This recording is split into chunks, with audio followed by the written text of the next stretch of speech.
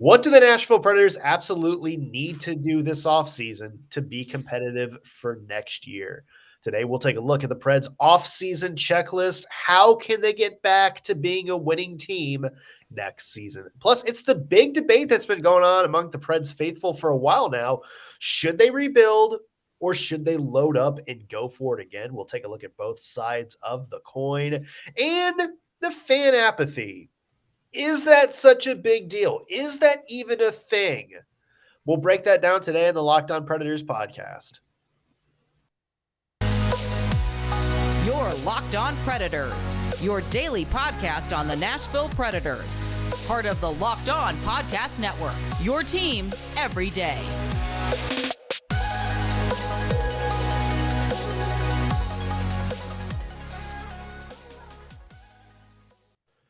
Thank you for making Locked On Predators your first listen of the day. I'm Nick Morgan. I'm a writer and editor at OnTheForecheck.com. My normal partner in crime, Ann Kimmel, is on vacation for the week. So instead, I have brought in the Vinny Paul to my dime bag Daryl, Shaun Smith from OnTheForecheck. Shaun. What's up? What's going on, buddy? Good to see you again. It's good to see you too. It's been a while. It has been a while. Podcasted together, but anytime we get the opportunity, I'm ready to jump at it. Yeah, the last time we chit-chatted was before the playoffs. That all happened. The playoffs definitely happened. Kind of curious on your just overall take, Shaun. What's kind of your takeaway on how the Preds season ended? Maybe not just the postseason, but maybe the last few weeks or so leading up to it. Well, it wasn't good, Nick. All right. Okay. Well, thank you for joining us today, everybody. Okay. Yeah. No, I think the big question mark for me really is, and I don't know, I'm not getting the vibe from anyone that this was anything that was planned or had to do with any type of discussion or any kind of orders from anyone, but it seemed like the Predators spent, I don't know, the entire season building a very specific identity, and it worked pretty well most of the time. It got them into the playoffs, and then toward the very end of the season, and including especially the playoffs, it seemed like they just abandoned it. And so my question that I've been left wondering is why? And honestly, did get to go to the end of season press conference with John Hines and David Poile and kind of got that question answered, but it wasn't really a satisfactory answer. So I don't necessarily think that, it was, again, I don't think anybody was like, hey, we got to stop hitting guys. I don't know that was it really. But really what it comes down to, according to John Hines, was Colorado Avalanche are a very good team. And I think you're continuing to see that as the playoffs continue. Team got overwhelmed by a very powerful team, a team that over the course of the season, the Predators hadn't really seen at full strength. Pretty straightforward. Colorado showed up, proved they are more than likely the Stanley Cup favorites, and took a team that was somewhat floundering with their identity kind of MIA. And of course, a pretty hot goaltender that was out, and just turned into a bad situation. Team got rolled pretty quick, and that's what happened. Yeah, it's almost as if the Preds kind of got the confidence sucked out of them as the season kind of went on there in the last couple of weeks. I mean, we talked about it, the team that showed up in most of those playoff games, at least the first 3 out of the 4, looked like a shell of the team that you and I talked about earlier this season that looked so good, that looked like they could contend with pretty much almost anybody. I think what's hard for me about that, and you really look at, like I said, look at the season as a whole. You look at the beginning of the season, team came out pretty hot, looked like they were, going to make some noise. And as the season went on, you saw that kind of hold on a playoff spot dwindle down and down and down. And is it loss of confidence or was it as we'd said, at least I'd said, and I know a lot of people probably said this, it seemed like the style of hockey that the team was playing when they were at their best was really made for the playoffs. You know, you look at a lot of those penalties that the team was taking, and everyone was saying, "Oh, well, these penalties won't matter when it comes time for the playoffs." Apparently, they did. Yeah. Oh, yes, they did. So, and not just those penalties, but a lot of just really sloppy stick work by the team, leading them to the penalty box, putting them in a situation you don't want to be in against a surging Avalanche team. And that's just, you know, a man down, 2 men down. You don't want to put them at any advantage. They already have a natural advantage just by being a big, strong, fast team that can get the job done. And then you give them a man advantage, or worse, a 2-man advantage. And it's just, my goodness, just overwhelmingly powerful. And I think, you know, is it disappearing? Is it lack of confidence? Is it, you know, toll of a long season? Or there's always the very real possibility that they were riding a hot goaltender. Riding a hot goaltender and riding hot scoring. But that's kind of the debate to me, Shaun, is when I go back to some of those earlier Predators games, you know, December, January, even, you know, parts of February, we kind of remember last season where it seemed like the Predators kind of lucked into the playoffs. You know, they were giving up 40 shots a game, but, you know, UC Saros was unbelievable, and they'd eke out these like 2-1, 3-2 kind of crazy wins. And we're like, yeah, they're winning, they're getting the job done, but I don't know if this is sustainable. You flash back to this season and you go back to when the Predators were really hot. They weren't winning games that way. They were winning them the way the Tampa Bay Lightning might win a game, which is just really strong puck possession, you know, outplaying the other team the entire time. And yeah, UC Saros was phenomenal. Roman Josi had an amazing season, but you had an all-around good team game. And I think that was the jarring thing down the stretch, is they kind of, you know, a lot of the things that made them look really solid went away. You know, the defense, you know, not just the blue line, but, you know, the team defense suddenly looked extremely porous. UC Saros, who had some amazing games this season, Vezina finalist, obviously, didn't look like he quite had the same impact in some of these games down the stretch. That's the crazy thing about UC Saros, is he didn't look bad at all. No. He just looked average in some of those games. And you saw when he looked average was when the Predators would wind up losing like 4-1, 4-2. So it wasn't, to me, you know, I wouldn't say, you know, they lost their identity or anything like that, or this is, you know, we heard a lot of people say, oh, the Preds showed us who they really have been all along. They just got lucky earlier in the season. I wouldn't say that at all. It's a good old fashioned collapse. Yeah. I think the hard thing is you saw the team surge through so much of the season that just kind of that timing of that, I don't know, that lacks in production, I guess you could say, or the lapse in, you know, possession, all kind of overlapped at the same time with Saros's injury and a bit of Saros's, you know, I guess you could say average play as the season waned on. But yeah, everything happened at the exact wrong time for the Predators, and that led them into the playoffs in the worst situation possible. Here's an interesting devil's advocate question, or I guess hypothetical question, however you want to look at it. Let's say the Predators don't blow that game against the Coyotes in the last game of the season. They go out, they have a dominant win. They wind up playing Calgary in the first round instead of Colorado. How different does the Predators' playoff story look?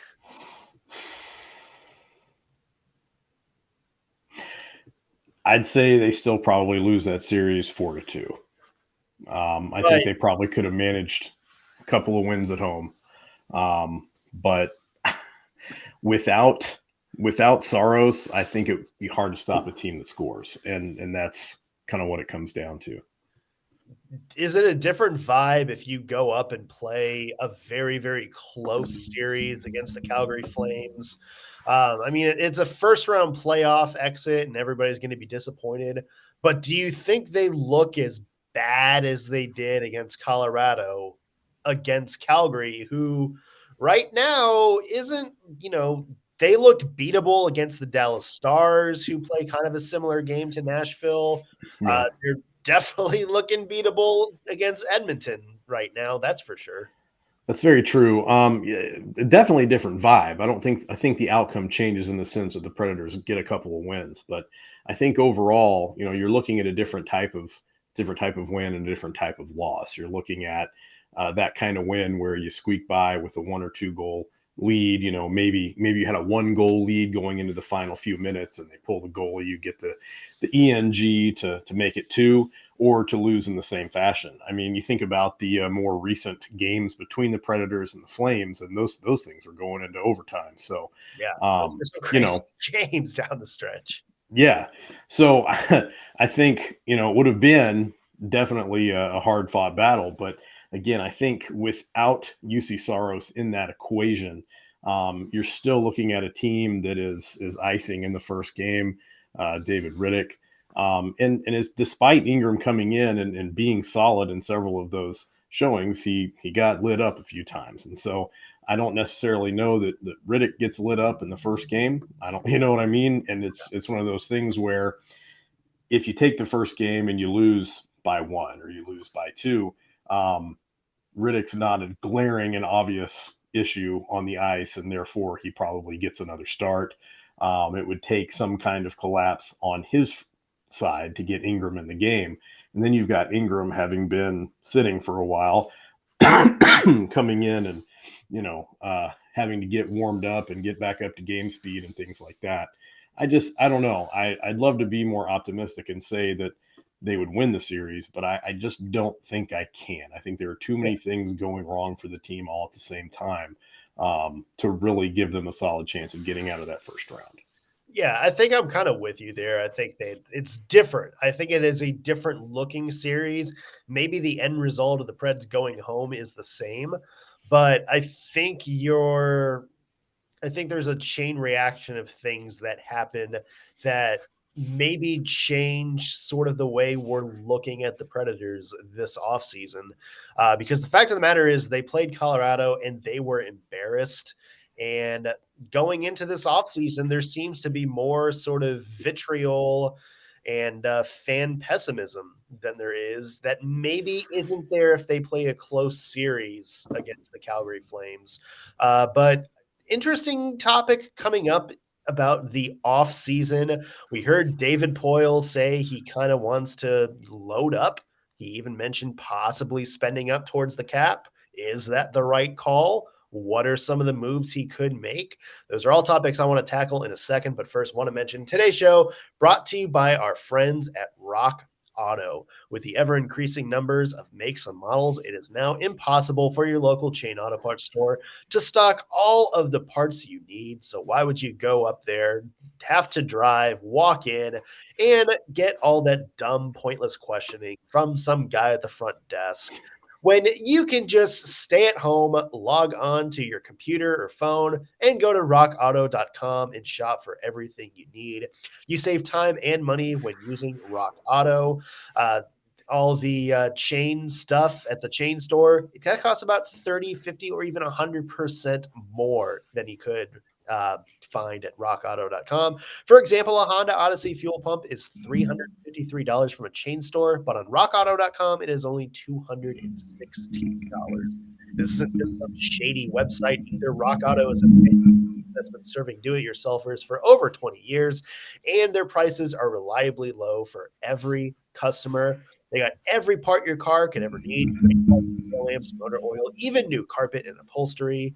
So go to rockauto.com right now and see all the parts available for your car or truck. Write Locked On in their How Did You Hear About Us box so they know that we sent you.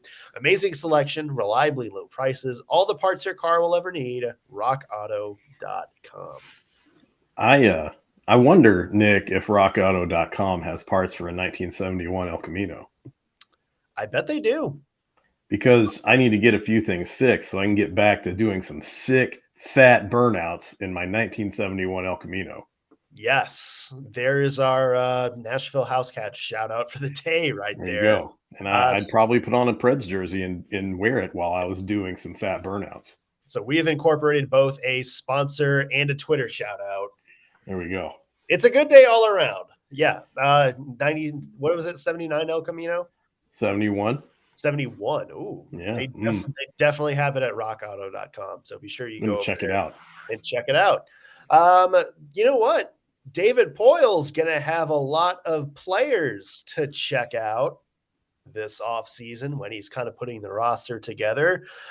So we both listened in to his end of the year press conference that he did with John Hines.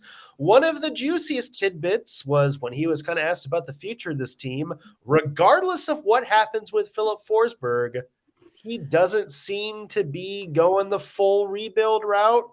In fact, he said he's kind of hinted he might load up. He said this might be a summer he might spend up to the cap. What is that the right move in your mind, Shaun? David Poile made it very clear that a full rebuild was out of the question. And I think one of the biggest things was, kind of paired up against some of the, the fan outrage or the fan apathy things as well. Why would you go with a full rebuild? Why would you want to suffer through a few years of really bad hockey in the hopes that you somehow randomly and luckily get the number 1 overall draft pick in a year that happens to be bringing generational talent to the draft? And quite frankly, I have to side with Poile on this. I don't know. Again, you mentioned there's a lot of vitriol out there, and I'd have to say that I get it on a certain level. I get it on a certain level, but that plan to load up, or at least the plan to not go into a full rebuild, has got to be preferable, I would think, to a lot of fans, and to say, let's just watch some bad hockey for a few years and just hope that another Connor McDavid shows up in the draft and the team happens to get the first overall pick in the first round, and magic happens, and then we ride that guy all the way to the Stanley Cup. I don't know. I don't want to live in that world. I want a team that competes every year. And so I think that's probably the best case scenario. I think too, that if you are the GM and you are, let's be realistic here. He's been a general manager for a long time. He's getting on in years. He's got to be thinking about retirement at some point. And if you throw in the towel on the team right now, aren't you kind of signaling that you're done as a general manager? Yeah. It's not going to happen. And you kind of brought an interesting point, when I can't really remember the last time Nashville has been through a long rebuild. There was those 2 years in the early 2010s where they missed the playoffs as they were kind of recovering from the whole Ryan Suter / Alexander Radulov partying in Glendale in the middle of the night debacle that sort of set the team back for a while. But they really haven't been through those long 5-6 year stretches where there is nobody on the team. There may be one guy who's like kind of carrying the banner. But I'm talking about like there's nobody on that team. You're fielding an AHL roster / guys who are not going to be part of your core sort of things. Even in those early years, those 2 years I talked about where the Preds missed the playoffs, they had Roman Josi. They had Ryan Ellis. They had Matthias Ekholm all kind of coming into their own. Oh, yeah, there's some guy named Shea Weber who was still on the team as well. And who's he? Never heard of him. Yeah, some Finnish goaltender who is, doing all right, I guess. Can't really remember his name or jersey number. It's not like it hangs in Bridgestone anywhere. So it's like they had their pieces. Like they had those pieces. If the Predators rebuild now, what future pieces do they have? Outside of, UC Saros. You think about it, Roman Josi is on the wrong side of 30. He's still got prime years left, but are you going to waste his prime years trying to put together a future team, or are you going to try to build off of his prime? The other thing about that, and I've talked about this with Ann a few times before, but, Nashville as a hockey market is very fickle, I think, anyway. And I think that's just kind of a Tennessee sports thing in general, where, it's very sort of bandwagonish, and, not saying that specifically to Predators fans, because the Predators fan base, the diehard fan base, is phenomenal. There's a lot of great people here that ride or die with this team, but Nashville as a whole, if the Predators aren't doing well, they just don't pay attention. They don't show up to games. You think about the Montreal Canadiens when they suck. The top story in Montreal is, oh my God, the Canadiens suck. People are booing the team in the stands. There's all this like fire, their GM and coach outrage. If that happens in Nashville, they just get, that the Preds are just going to get pushed to like the last story on the sports page. Yeah. And I think you probably, you look at the reasons why that is, and it's a problem that, quite honestly, if you're looking at a fan base, right? Like, think about this big picture. If you're looking at a fan base, the reason that that's the story in Montreal is because that team's been there for 100,000 years. And if you look at Nashville, the team has been here for a while, but not long enough to where you have generational fans. I mean, you're getting there, right? But, you think about, take someone like me, move to the area in 2009, get my children who are, now they're still young, into the sport. My son plays. My daughter loves to go to games, especially if there's going to be a fight. She's very excited for that. But, that's that you're looking at a second generation fandom there. It's going to be a while before it becomes a family tradition.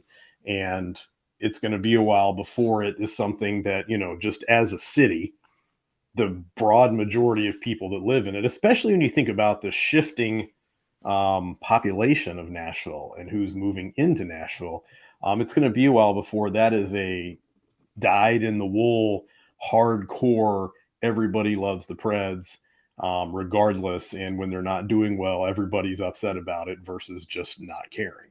Yeah. So I think if you look at where the franchise is so many years in, you say, well, let's tear this down. And you're looking at toward the end of David Poile's tenure as a general manager.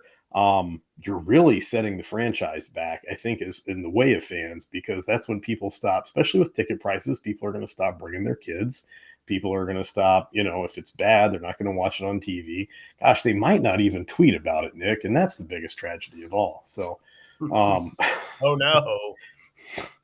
Gosh, I mean, but that's the reality, is that if you take a couple years off, it's going to be hard on the fan base.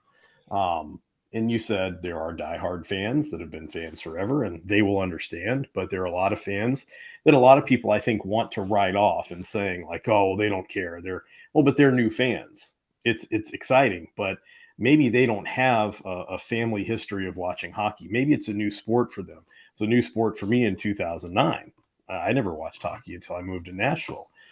There wasn't any hockey in Kentucky where I lived, or when I lived in California, the Sharks weren't there yet. So it's a situation where, you can't call somebody that they're not a real fan just because it's new to them. You have to give them time to really get into that fandom and become a diehard and pass that down to their children and to their children's children, and to make it a multi-generational thing. So now seems like a really bad time to tear the team down and just hope that everything works out with, again, it's not like you suck and you get the first overall pick. You suck and you go into the lottery.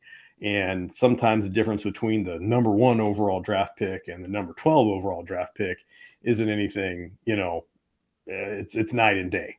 So it's a crapshoot, and it's not worth it, in my opinion, to try to tear it all down.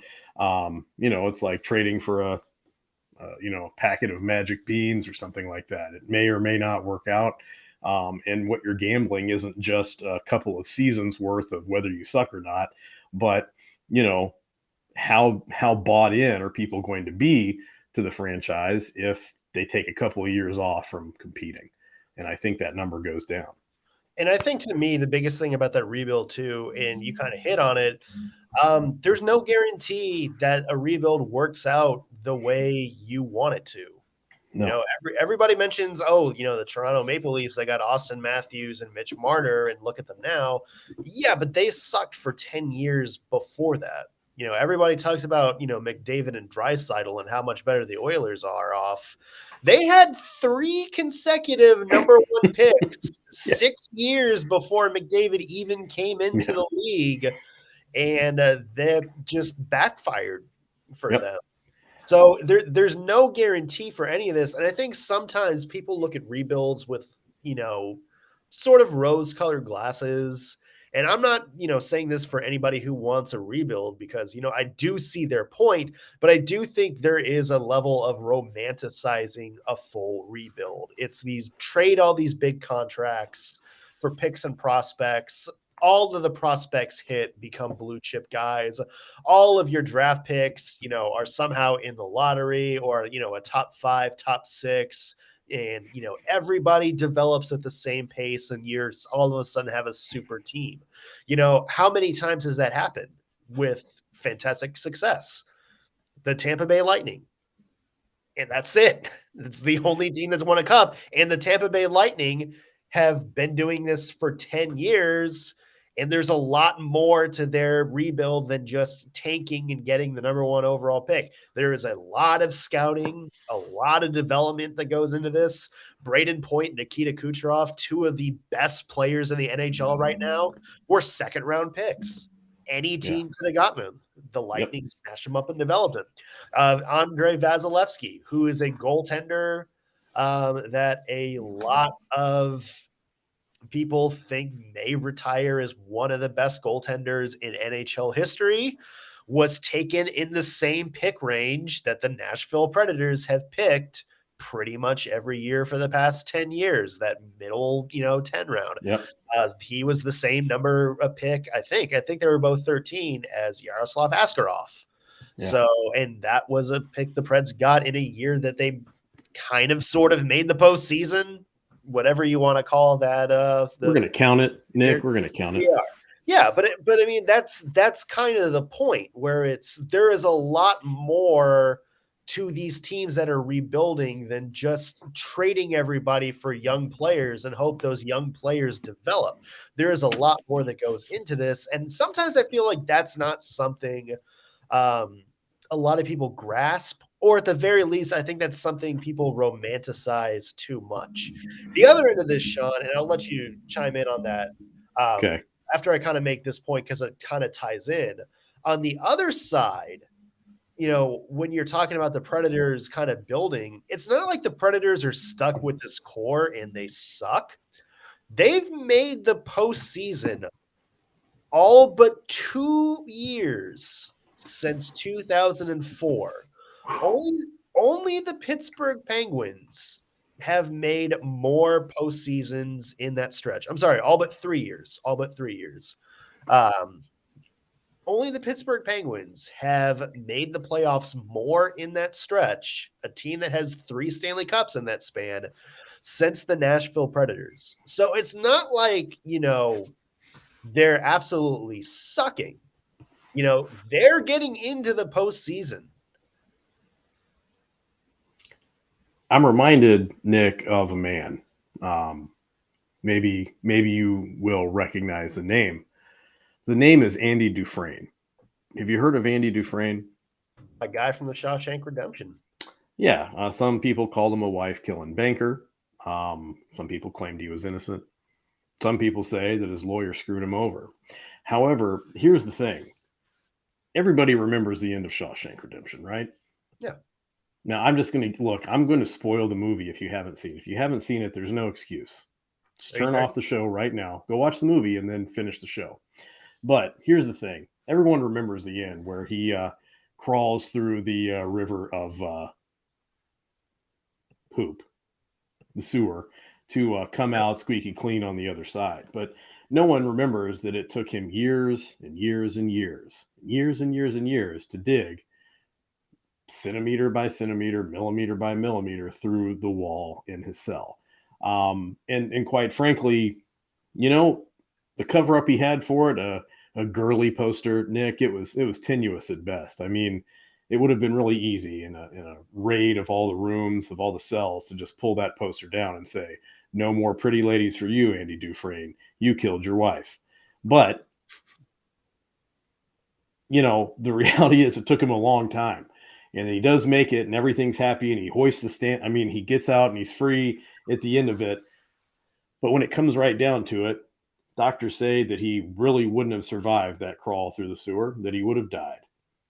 And so I think when you romanticize something like a rebuild and tearing the team down and things, you see you see him coming out clean on the other side.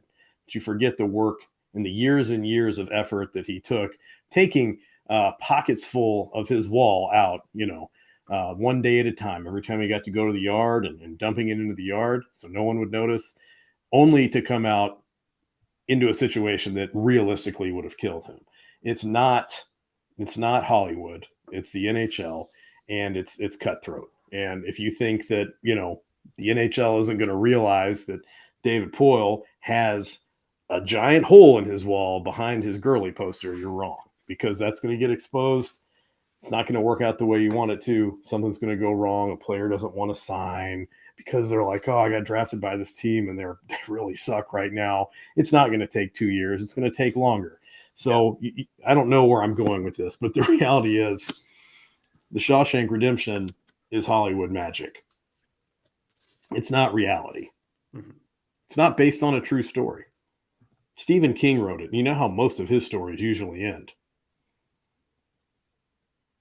Yeah. Think about that. Is that what you want for this team? I have no idea how to tie that back in. But no, I see what you're saying. It's like, I think a lot of people see the end product right. of rebuild, but they underestimate. Now, obviously, if you win a Stanley Cup, if you get out of that prison like Andy Dufresne did, if you're sitting there down in, what was the name of the little town in Mexico he wound up in? I don't know. I'm sure Morgan Freeman wound up there sometime there. But I've just totally lost you now, didn't I? No, you're fine. I was trying to remember the name. I just went into a deep. Yeah, but when you're sitting there, if you're a hockey team and you're hoisting the Stanley Cup, then, you look back and it's worth it. I think my point is that a lot of people are kind of expecting a Goldilocks and the Three Bears. Actually, that was a terrible fairy tale. Tangled, I guess, was a happy thing, where it's just sort of this straight line that ends in, a happy, yay, we won sort of ending. And I don't think they see that this is a lot of work that goes into that. So, like I said, I totally understand the need for a rebuild, and there is a good chance the Predators are going to have to cross that bridge at some point as this core gets older.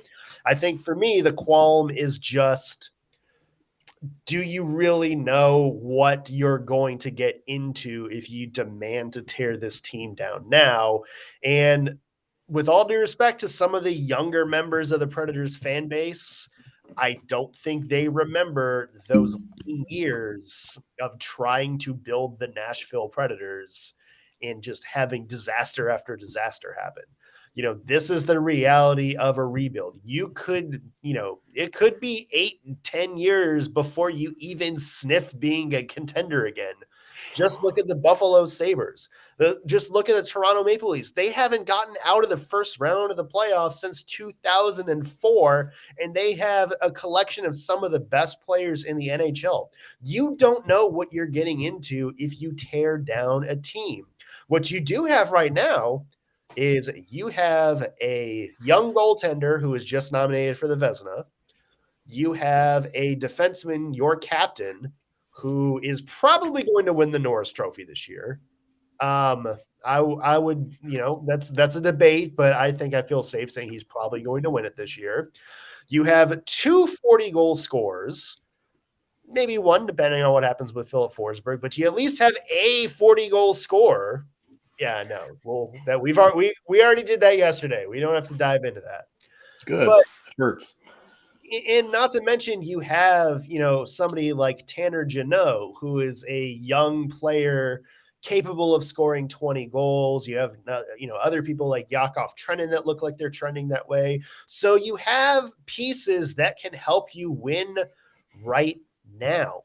To me, Shaun, and correct me if I'm wrong, but it seems like the strategy should be, how do we take the pieces we have now and amplify them, build around them, so that this can be a team that can compete for the Stanley Cup? Because I'll be honest, based on what they have right now, if David Poile puts a little bit of time, a little bit of money, and, maybe makes a couple of bold moves, spends up to that cap, I don't feel in the wrong saying that this is potentially a team that could become a contender with the right moves. I mean, Nick, you basically made my next point for me. And I'm going to say, look, the difference between the Nashville Predators and Andy Dufresne was that Andy Dufresne was facing life in prison. The Predators made the playoffs. They're not sitting in prison. They're sitting in a situation where they just made the playoffs. Maybe it wasn't a great first round for them, but most of those players are going to be back for sure. And it's still a very good core group of players. And maybe it's just putting some pieces together, like you said, Poile going out, doing some research, doing his homework, and loosening up the purse strings a little bit and getting some more firepower on the team. I don't think that's a far cry. I don't think that's a stretch. I think it's something that's very doable. I don't know that the free agency market is as great as I've seen it in years past, but there's Johnny Gaudreau out there. You're right. There's also Filip Forsberg out there. Yeah. Guy's done pretty well. Who's he play for? Yeah. Real quick, because we got to start to wrap it up soon. Do you think Forsberg's back next year? Nick, I'm going to keep this as brief as I can, and this is based 100% on speculation. But Filip Forsberg is engaged. He's going to get married. He's marrying someone from the South. He's marrying an aspiring country music singer. It makes sense for him to stay here. I don't think it makes sense for him to go somewhere else, have to, travel a lot more to see her, to have her see her family, things like that. I think if you look at it purely from a personal standpoint, it makes sense to stay in Nashville. I don't think that necessarily means that he's going to take some kind of discount. I think Poile just needs to pony up and pay him the money he deserves. But I think as long as what Poile says is true, that they can probably get a deal done, it's just going to take paying him what he deserves. And I think it's fine to pay him more than you pay Roman Josi. He's going to get that somewhere else. So do you want him to burn you on whatever team he goes to, or do you want to pay a little bit more money, which, let's point out, they should have quite a bit of money in cap space this offseason. Yeah. He already makes $6 million per year. Paying him $9.5 million isn't that big of a jump. Yeah. So, I mean, how much the team's paying $2 million a year for Kyle Turris to not play for the Predators? Surely they can pay $3.5 million more per year to keep Filip Forsberg around. I think that's going to be the topic. And I think, it sounds like it's just about money, which is a good sign because you look back at the Ryan Suter situation, there's a lot more happening there than just money. So from that end, I think the Preds might have a little bit of a leg. It's just a matter of, does Poile pull that trigger? Shaun, this has been another juicy discussion, good sir. Yeah, I mean, anytime that you can talk about hockey and the Shawshank Redemption and maybe sound like you're insane at the same time, it's a good night. Not to mention your Camaro, that we had a Camaro reference in. Well, it was an El Camino, but El Camino. I mean, the front end's the same as a Chevelle, so I mean, just saying. Yeah, it's all good. It all starts with C. Yeah, Chevelle, Camaro, Camino. There'll be a Corvette shout out next. That sounds a little rich for me, but okay. Shaun, when people are not listening to this podcast, where can they find your work? Goodness gracious, Nick. The list of places you can find my work is lengthy and incredible. First off, you can always find me at OnTheForecheck.com. Of course, you can also find me on Twitter at SESOTF, which stands for Shaun C. Smith on the Forecheck. I don't know if anybody picked up on that or not. You can also hear me on the Renegades of Puck, which is available anywhere podcasts are available. Also, we have a show on YouTube, and I do a weekly podcast with Alex Doherty of A to Z Sports called On the Preds, which during the summer months is audio only. During the season, you can get a look at this giant forehead. It is a great forehead. It's only getting bigger. Yeah. Meanwhile, I'm Nick Morgan. You can find me at OnTheForecheck.com as well. If you're following this show on Twitter, make sure you give us a follow at LO_Predators. And if you're watching us on YouTube, be sure to like the video, subscribe, and leave a comment. Let us know what you think the Nashville Predators should do this offseason. That's going to do it for us today on the Locked On Predators podcast. Thank you for making us your first listen of the day. We will be back tomorrow with more Preds talk. We'll see you then, folks.